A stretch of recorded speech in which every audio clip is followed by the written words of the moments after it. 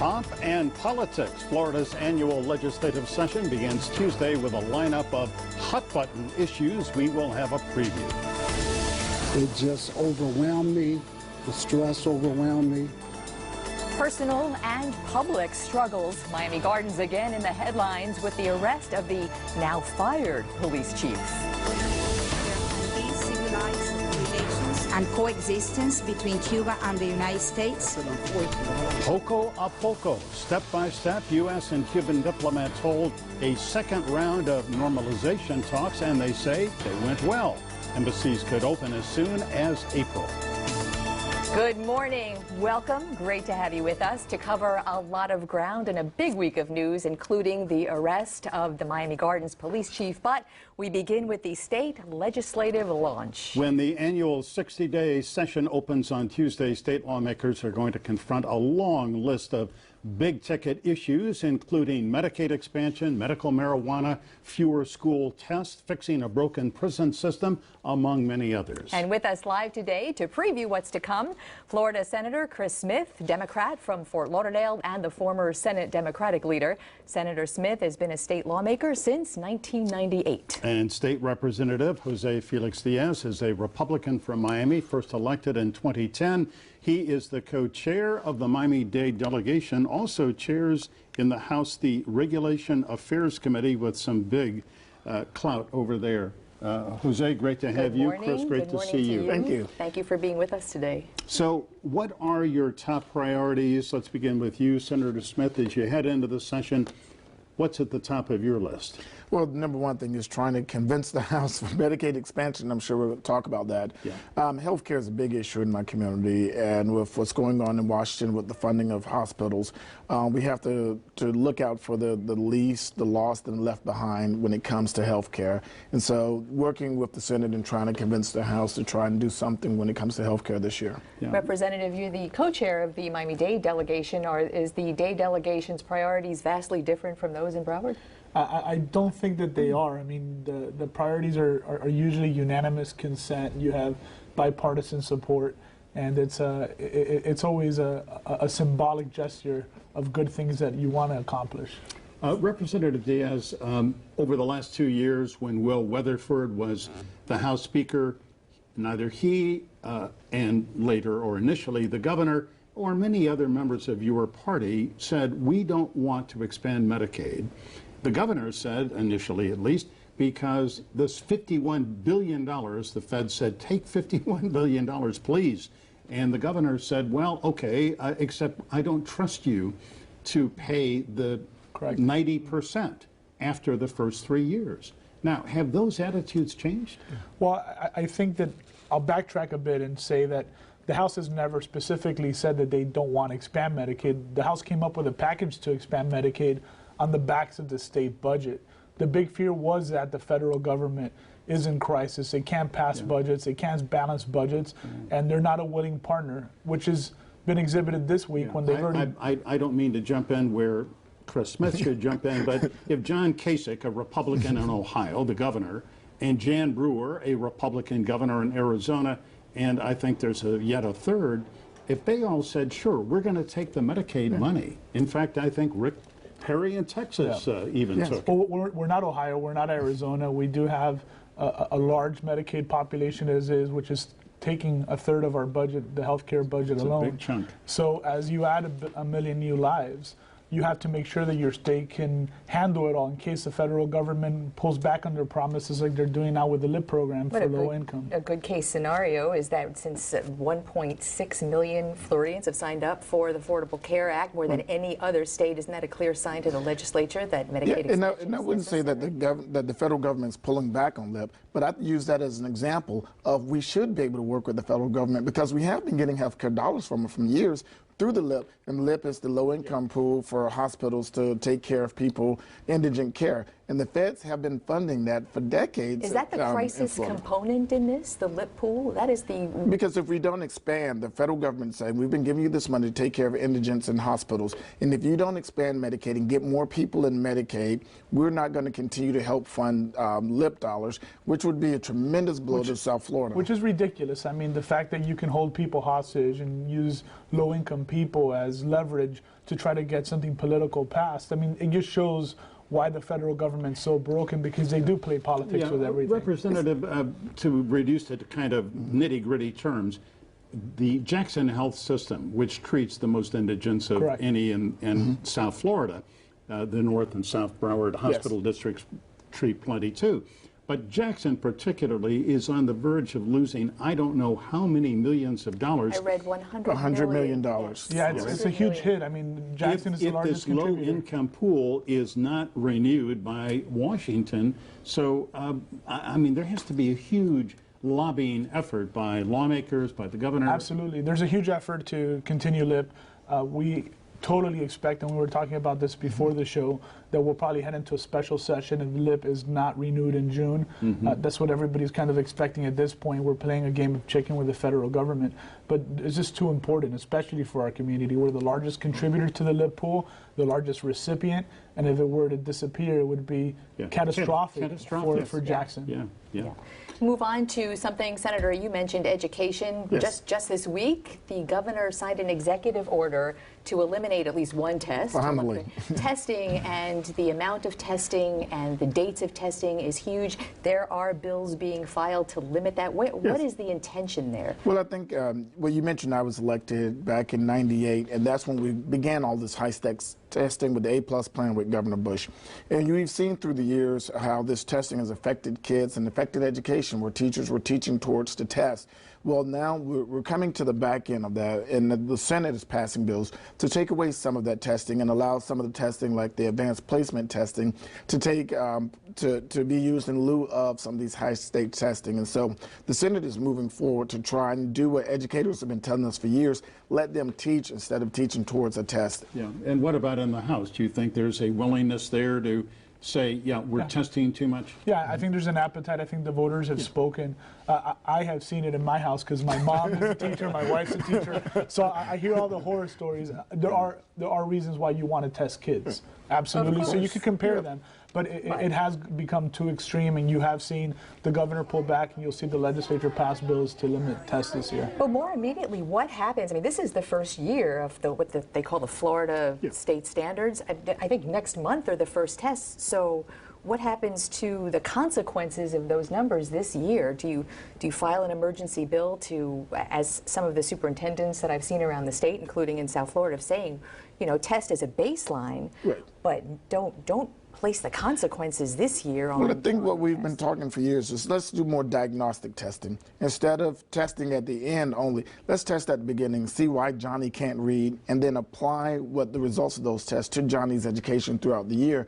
But don't use that baseline test as a reason as for your teacher getting more dollars or for your school district getting more dollars. Let's not make it high stakes like that. So is you that can have the direction accountability. that you'll be going? You still want accountability, but you don't want it so high stakes that the dollars for schools are tied to a diagnostic test. Right. All right. So bottom line here, looks like special session on Medicaid expansion and testing is going to decrease. But let's move on to the gambling situation here. And Representative Diaz, you are really a lead figure in this as the chair of this Regulatory Affairs Committee. You've got control in that committee over gaming. The Indian Compact expires in when? June, I believe? Yeah, it's coming up, or at least a significant portion of it.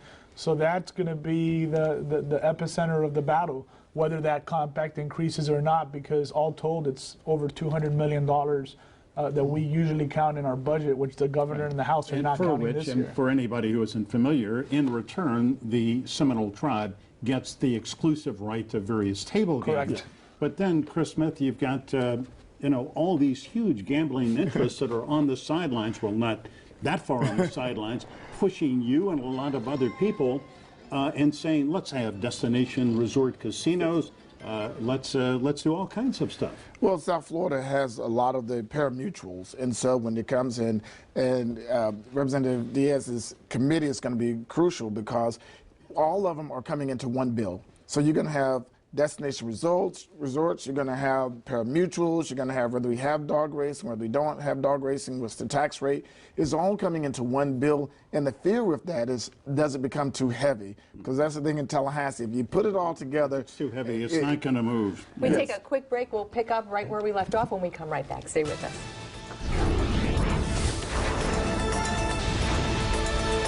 We are back with Senator Chris Smith of Fort Lauderdale, Representative Jose Felix Diaz of Miami, right in the middle of a pretty heated conversation about what's to come when you all get to Tallahassee on Tuesday and begin to address the gambling bills. And we were talking about before the break what a heavy lift that's going to be in just one bill. But boy, do those rules not need to be rewritten? Gambling rules in the state of Florida are, can I say, archaic at this point? Yeah, we're the third largest gambling state in the country. We don't have a gaming commission. It's all done by the Department of Business and Professional Regulation, and they're not professional, so it's very scatterbrained. And that's why we had barrel racing up in some place that was allowed to have some kind Don't of knock barrel racing. Well, I mean, but if you're in Mariana, I guess maybe you can get away with it. I don't know, someplace like that. If we can, I want to move to at least mention the state prison system, and the Miami Herald has done, I just think, some fabulous reporting, and there's a big story in the Herald today. I don't think anybody would dispute a statement that the system is broken. It's had a lot of capital needs. It needs money.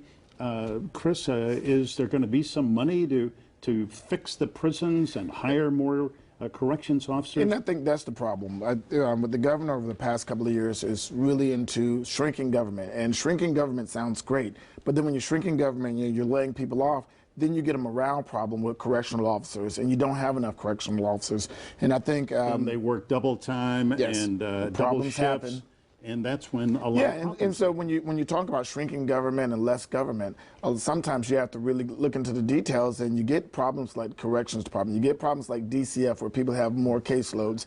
And so, but I think now the legislature is looking at that, and I've seen even some good signs from the House that we're looking at caseloads or ratio of prisoners to guards. And you mentioned DCF, child welfare is probably the topic that's nearest and dearest to my heart. I've been on the board of a foster agency in Miami for 9 years, and when the state put a lot of money into DCF to make sure that we had more investigators, they didn't do the same for the private side, for the community-based care, our kids, which is the big umbrella here. So what you're seeing now is caseload issues where you have case managers that are handling 20, 30 , 40 cases. That's absurd. And they can't handle that kind of a correct. caseload. Nobody can. I mean, it's the ideal. In an ideal world, you'd have 10 or 15 kids per person. Right. They're getting underpaid.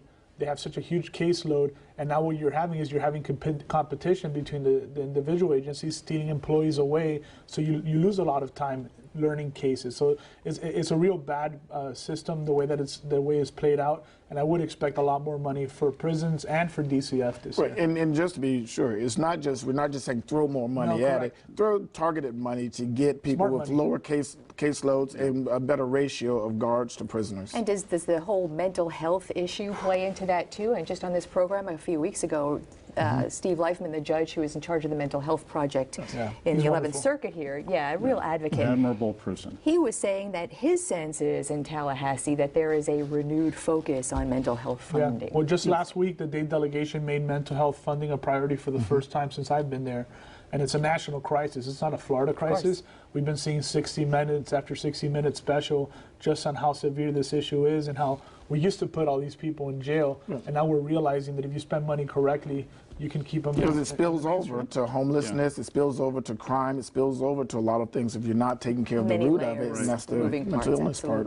Let's move on here to, I think, a huge issue for people who want the Everglades to be healthy, and that is this 26,000-acre tract of land south of Lake Okeechobee owned by U.S. Sugar. Yes. Now, there is an option to buy this land that expires, I think, in October. Yes. This is like a once-in-a-lifetime chance to buy this huge hunk of land, which could be used as pools where the pollution from the lake then settles down and then fresh water flows south. Now, but we're talking about, what, $350 million to buy that land. What's going to happen there? Well, we're looking at the ratio. Well, 75% of Floridians voted to do something with Amendment 1. And so using the doc stamp dollars, we do have the dollars to do it. It's whether we have the political will to go ahead and pull the trigger, because the option runs out pretty soon.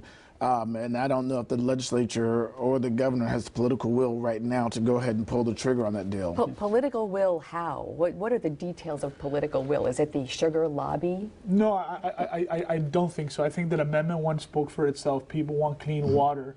And I think that the political will is there's communities that have severe water issues, and they'd rather the money be invested in cleaning springs. Governor Scott, I must say, I think has really shown some courage on Everglades funding and has done some very good things. But let me ask you, he came to this job, obviously 5 years ago, as a newbie. He had never been in government. He came from the private sector. And he had a rough couple of years learning the legislative process. What's his relationship with you lawmakers now? Well, there's been a dynamic shift, at least in terms of his treatment of the legislators. Just this year, he made it a point to try to meet with every single one of us. He had not done that before. You know, like you said, he's an outsider, and now for the first time, he's realizing that it's a partnership. You have to meet together and work together, and there has to be wins and losses on both sides. 10 seconds left. You were laughing. I feel the need to hear from you. Well, yeah, his first few years was rough because he came in not understanding government and the function of government. His ideas was more of, let's just get rid of government. But he has reached out. Now, I'll admit, I've even walked out of my office and governors come to my office to try to meet with me on stuff. So a kinder, gentler Governor Scott. All right. We'll see the actions. We like it. And gentlemen, thanks for coming in. I hope you have an excellent 60 days in Tallahassee. We'll be watching. We will be watching. All right, we're going to get some analysis and perspective and opinion on some of these big issues, and also on the arrest of the Miami Gardens police chief, other hot topics, all coming up on the Roundtable. You know. Stay with us.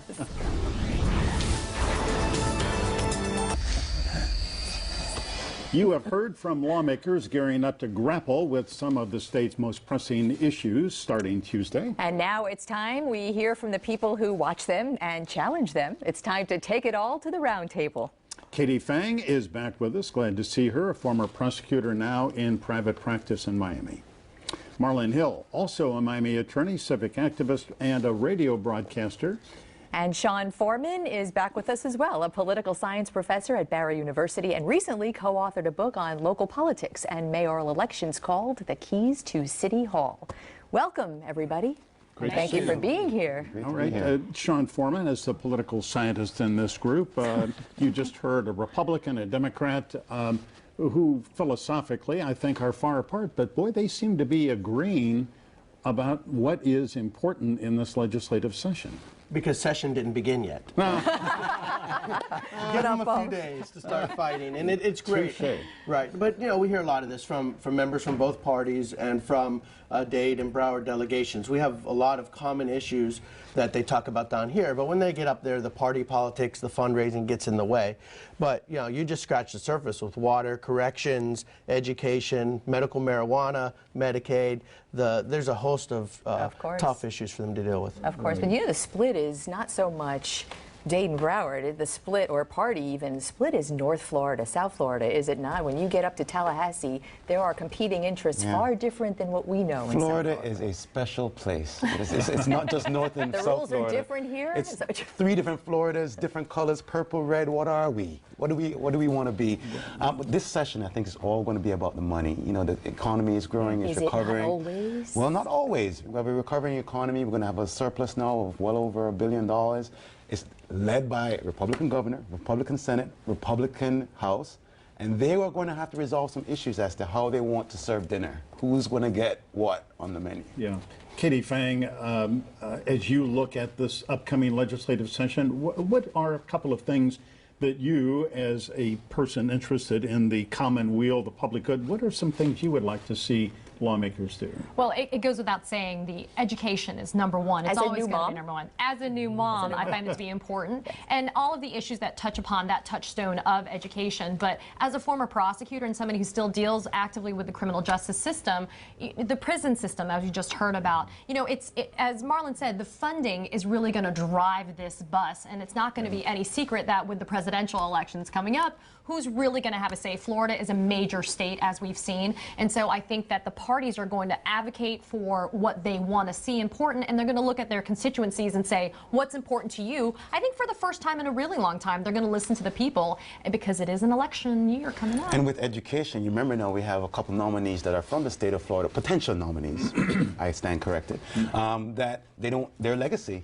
as it relates, for example, former Governor Jeb Bush, big education proponent.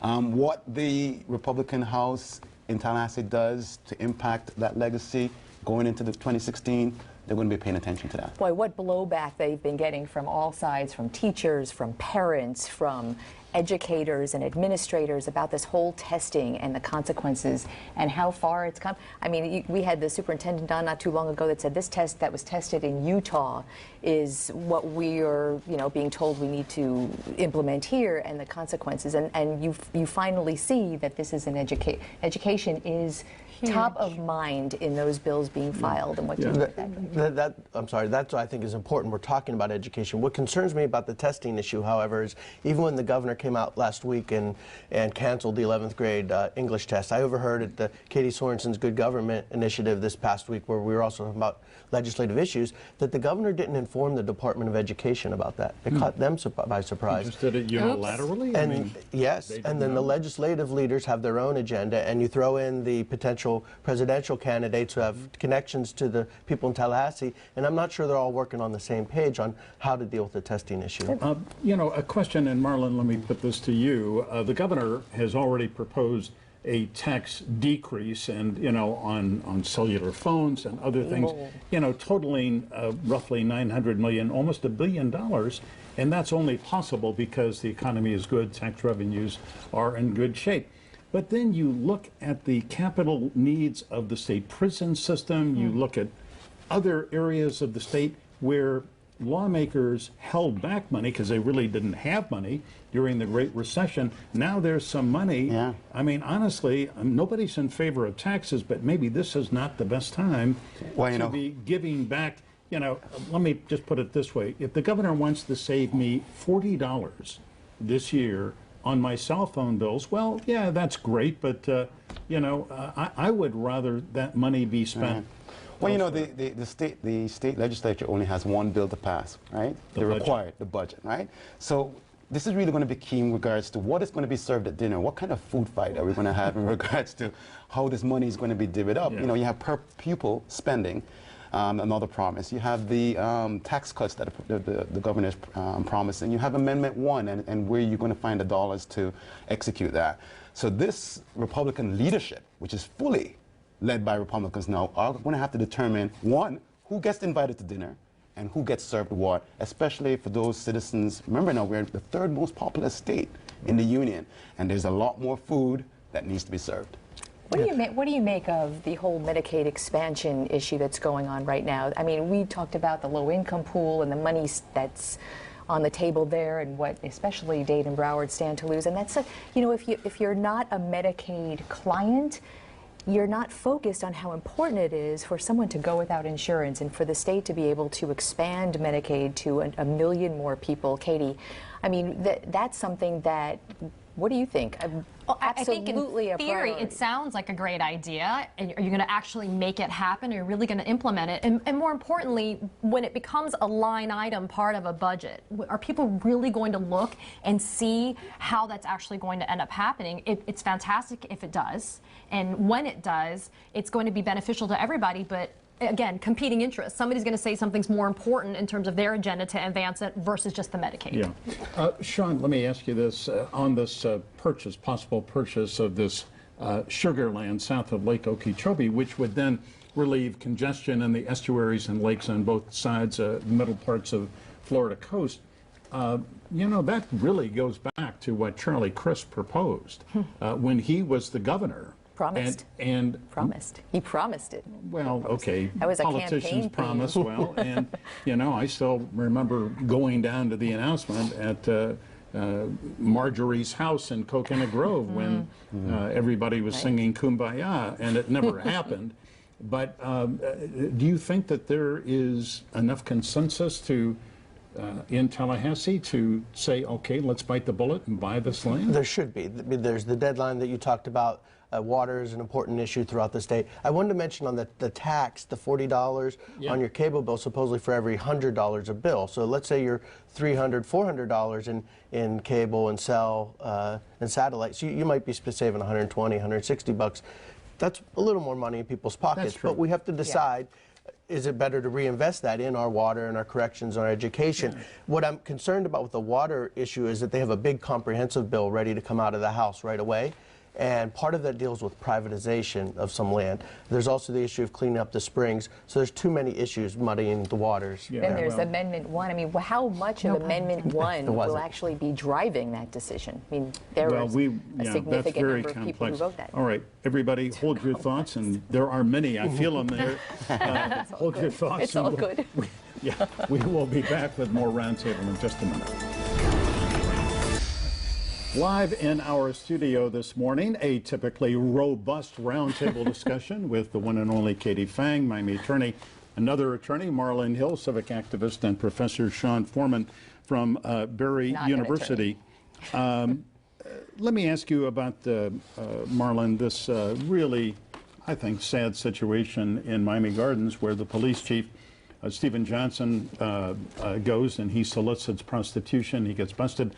Not trying to judge the guilt or innocence, that will play out in a court of law, but on top of all the terrible things that have happened, especially involving the Miami Gardens police, I mean, this city just seems like kind of a benighted place these days. Well, obviously the city of Miami Garden residents deserve some better leadership in terms of their law enforcement and need help as well in regards to just stability within the city.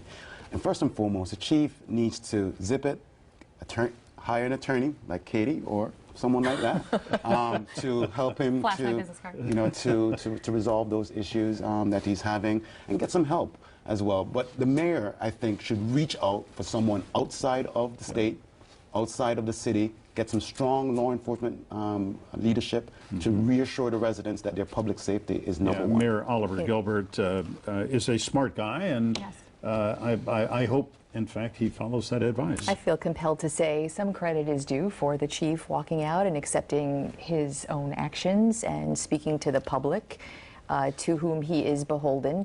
And I will say that on the same night, just hours earlier, an off-duty, an undercover officer on the way to a call hit a little girl, allegedly, and I'm hearing that the mayor and the police chief were actually at the hospital with her prior to this incident at a Dania Beach He said that was part of the reason why he was so stressed out, and that's why he did it. But that's not an excuse. People who are stressed out don't necessarily have to go and hire a couple of prostitutes. No, I mean, and he's going and negotiating a two for one special, and he's I mean, it's poor judgment.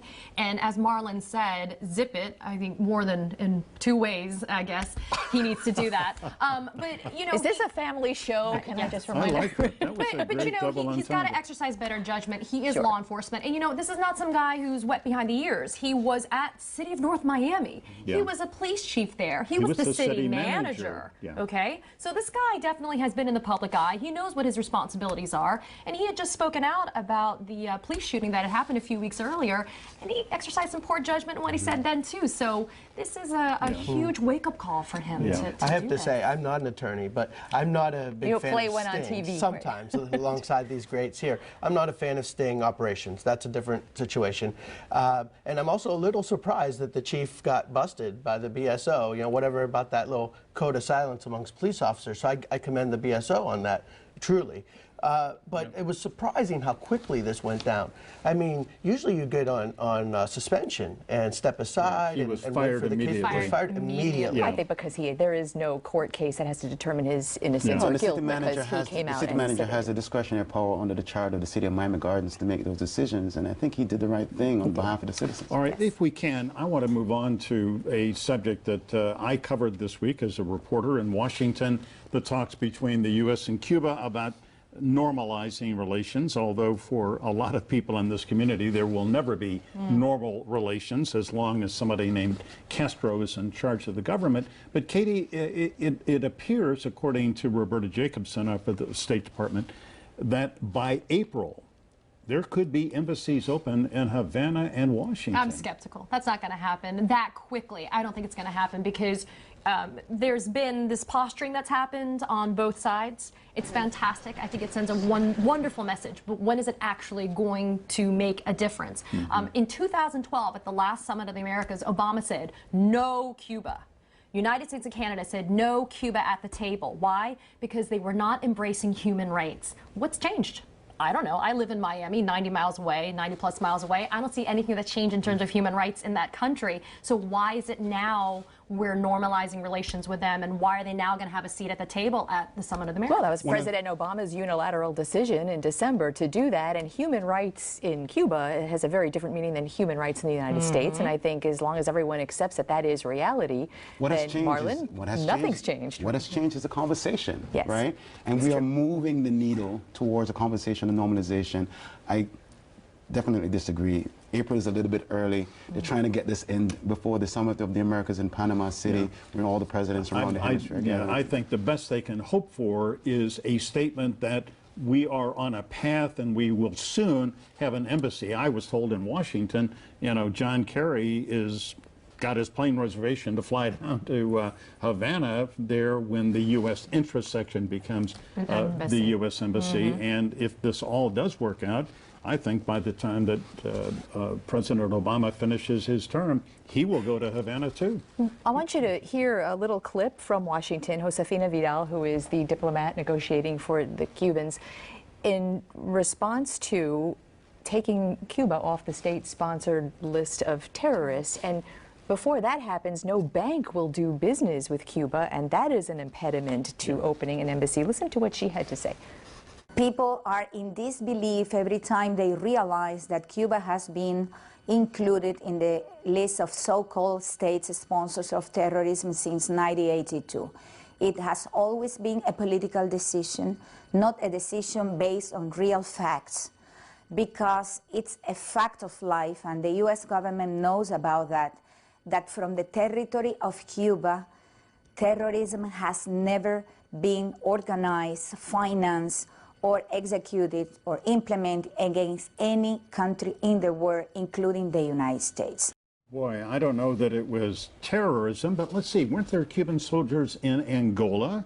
And didn't Che Guevara go to Bolivia? And wasn't there tons of military supplies intercepted on a boat going to North Korea in Panama 2 years ago? How about Cuba embracing and taking into the country people that committed crimes against the United States, and Right. they're not going to bring them back. They're not going to bring them over here so that we can deal with it. And so I don't find it to be a completely genuine statement that we're moving as far forward as we think we are. Fine for internet connectivity for the island. I get it. Great. Let's join social media. But what about the human rights? That's a really important issue. Yeah. Well, they did say that they're going to take that up at separate talks in late March, but as Glenna said, They need their to fast idea track. They need to Yeah, fast hurry track up. those talks. And their don't- idea of human rights and ours are just totally different. Don't forget the power of our South Florida Cuban-American Congress members. Thank you. Point well taken. Katie Fang, Marlon Hill, thanks and so Sean much. Foreman, thank you so much. Thank you. Great discussion. And up next, the one and only Dave Barry. Dave has just published a new book, Live Right and Find Happiness. We will talk to Dave right after the break. You guys are good. Dave Dave Barry has been writing gloriously funny stuff about South Florida, which is his home, for more than 3 decades. It was Dave, of course, who coined the famous phrase Miami moment to describe the mortifying or stupefying or absurd moments that can only happen here. And Dave writes about some of those in his new book called Live Right and Find Happiness. And here is the one and only Dave Barry. Dave, great to see you as always. It's always good to be here, Michael. And the book is Live Right and Find Happiness, which is a big topic. But notice the subhead, which is all over. Yeah, although beer is much better. Yeah. All right, well, I want to begin with something really serious. You say soccer isn't boring. You take issue with that. Well, let's see. Even you lay out what is wrong. It's almost impossible to score. Yeah. Nobody knows how long the game is. They suffer life-threatening, career-ending injuries. Fling and then themselves on the 30 seconds ground. later, they're up again. Yeah. Nobody knows what offsides is. Like, I'm a soccer dad. My daughter Sophie plays soccer, and one of the things I've learned as a parent is that if you want to sound authoritative, whenever the other team scores a goal, yell, offside, it was offside, it was offside, you know. And half the time you're right, because nobody really knows what it even means. Offside is. And then, of course, you have the umpire referee and this card system. Explain, what do these cards mean? Well, it is strange because in soccer, period, anytime any two soccer players come near each other, one or both of them falls down pretending to be injured. Yeah. And most of the time, the referee just ignores it and goes play on. Sometimes it's never clear exactly why he pulls out a yellow card, the dreaded yellow card. Right. But that's not the worst thing. The worst, if for exactly the same thing, might happen later on, and he'll pull out the dreaded red card, which means you have to get a real haircut in professional soccer. The worst punishment. I see. Well, you do recount the story of you didn't see the game where a red card was given to a player, and he subsequently, either he died or the referee died. Oh, yeah. Well, okay, we should back up a little. I was writing here about the World Cup. I went. My wife Michelle Kaufman covers soccer, and we went to Brazil. She's a great sports She writer. is a terrific sports writer, and we went to Brazil for the World Cup, which I love, and this whole essay is about how much I love soccer. But Brazilians, they take it kind of seriously, and I hope this doesn't sound like we were making light of this, but there was a not even a professional game where I'm trying to recall it exactly right. One of the ref red cards a player. The player then punches the ref, which this is about as far as it would go in the United States. Right. The ref then pulls a knife. He had a knife and stabs the player. Now, you would think that's as far as this could possibly go in the history of the world. But it wasn't. It was not. It ended up with the referee being beheaded and drawn and quartered. And that is what we call soccer passion. But I want to stress that I've seen many Brazilian soccer matches, and I've never seen anyone beheaded even a little bit. That's great. You know, you do go on at great length, and I think bravely by saying before you and your daughter Sophie went down there for the World Cup in Brazil that you had heard these horrendous stories about being mugged and shot and stabbed, and you bought items of clothing to hide. Explain, you know, your it was hilarious. apprehension. Every single person said the same thing about Brazil. I mean, I knew a lot of people in South Florida have been there or are Brazilians themselves. They would all say, "Oh, Brazil, it's a great country. The people are wonderful. Do not carry cash. Do not wear jewelry. Do not have and so, like, I went down. Sophie and I we made light of this later on, but we went down. I had these secret pockets all over I was like the Michelin man walking. You around. had the cash, the little stash of cash that you could give, like the false. I had a fake credit card and fake. Here's my money. Here's my credit card thing. Yeah. Well, and it turns out none of that was necessary. When Sophie and I ended up joking about it, we felt that we could just meet Americans getting off the plane and say, "Give us your money," and they would have, because they were like. But we never had any issues. The Brazilians were the most wonderful people. Right, and you say in the essay, "I'd go back there in a second." I would. You really would. Let's talk about something that I loved in this book, which is your memories of high school, and particularly of your haircut. You are the most unbelievably brave or foolhardy person I know, because you publish in this book your high school yearbook photo. And in fact, we have pre-produced it. And there you are. That was me. And that's as good as I could look in high school. That wasn't like a bad day. That was the pinnacle, folks. Look at those Soviet Army style glasses. Look at that haircut. My dad cut my hair. Well, okay, my dad is a professional Presbyterian minister with the hairstyling skills of an enraged barn owl. That is what I looked like in high school. Yeah, well, you say in the book, I appear to be wearing a malnourished weasel on my head. I had the worst. And this is in an essay about why I hate David Beckham, who is much among us these days down here. Right. Because he's the best looking human being in the world except for you, Michael Putney. Right. And I always had this inferiority complex in general. So I end up living in a town where David Beckham is around all the time. And who does he want to talk to? My wife, the soccer. So this is an essay about how intimidating that is. Right.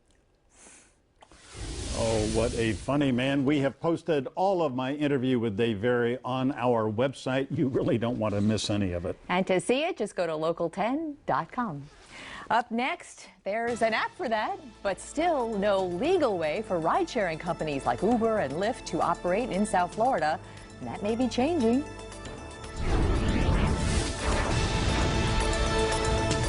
Oh, look at that. What a difference a day makes. This is a live look from the Fort Lauderdale Tower Cam. A beautiful day, and here now is Weather Authority meteorologist Jennifer Correa with your Sunday forecast. Jennifer. Hey, Michael. Hey, Glenna. Yes, what a day, a difference it makes for us, because yesterday at this time it was just pouring out there. These are rain totals in the last 24 hours, basically yesterday, but this was reached in less than 24 hours. That's a lot of rain. Biscayne Park, you had 7.94 inches of rain. That's why we saw the street flooding. And guess what?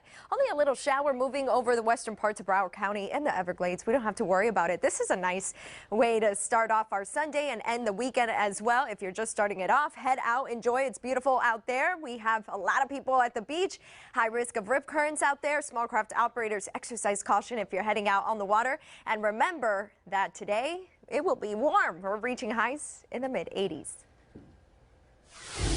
Folks, we're not going to be putting that genie back in the bottle. That was Miami-Dade's mayor this week about ride-sharing companies like Uber and Lyft. It sounded like both a promise and a threat, depending on your perspective. Coincidentally, this week, the first bills were filed with the legislature that would legalize across Florida the now rogue alternative to taxi cabs. Besides being inevitable, it's about time that lawmakers give the app-based companies a legal pathway to operate with a framework of rules and regulations, a more even playing field for a now furious taxi industry. Cab companies are hands down the stiffest opposition and loudest protest, and with good reason. They do have a lot to lose with the competition, but that industry, with all its improvements, has not kept up with the technological times. Just ask anyone who's taken one. And ride-sharing companies bullying their way into markets across the country, they know it. The whole business model so far is based on letting the market decide. And the market has. So much so that local lawmakers have scaled back on enforcing the ban against them, and lawsuits are underway. There are valid questions. Who ensures safety, proper insurance, things like background checks and driving record standards? The newly filed bills have requirements meant to address those concerns, though so far no provisions for who would enforce those rules nor how. That would be added in. But the first step is a good start. Watch for Miami-Dade and Broward commissioners to raise flags about the state meddling in local transportation issues. Though there is something to be said for having one set of rules in all the zip codes you might cross in a hired car. With the daily congested mess on South Florida roads, putting the brakes on any sort of safe alternative ride, that is just so yesterday. What do you think? We invite you to weigh in on that or any topic you like. And you can use virtually any method, email, Facebook, Twitter, at any of these addresses. We are easy to find. And don't forget, as always, stay informed, get involved. And have a beautiful Sunday.